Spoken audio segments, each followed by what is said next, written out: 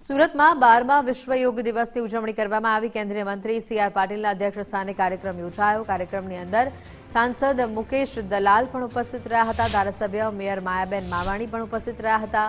જિલ્લા collector, DDO, મનપા commissioner હાજર રહ્યા હતા। કાર્યક્રમમાં 4000થી વધુ લોકો ઉપસ્થિત રહ્યા હતા।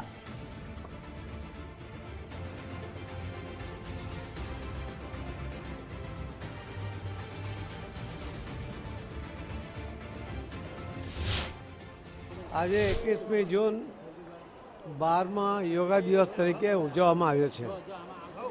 માનનીય પ્રધાનમંત્રી શ્રી નરેન્દ્ર મોદી સાહેબે આપણા દેશની આ સંસ્કૃતિ અને યોગાને દુનિયાભરના દેશોમાં એ લઈ ગયા છે અને માનનીય પ્રધાનમંત્રી મોદી સાહેબના પ્રયત્નોને કારણે વિશ્વમાં લગભગ 176 દેશોએ આને માન્યતા આપી છે અને અલગ અલગ દેશોમાં 21મી જૂનને દિવસે યોગા દિવસ તરીકે ઉજવવામાં આવે છે। આપણા શરીરમાં રહેલી બીમારીઓને કોઈ પણ દવા વગર સારી કરવામાં યોગા અત્યંત મહત્ત્વનો ભાગ ભજવે છે।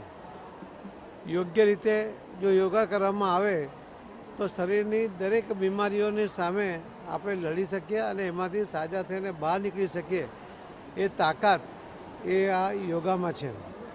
આપણી રોજબરોજની જિંદગીમાં પણ આપણને લાગતા થાકને કેટલીક જ મિનિટોના યોગા દ્વારા આપણે નિરસ કરીને ફ્રેશ થઈ શકીએ એમ છે।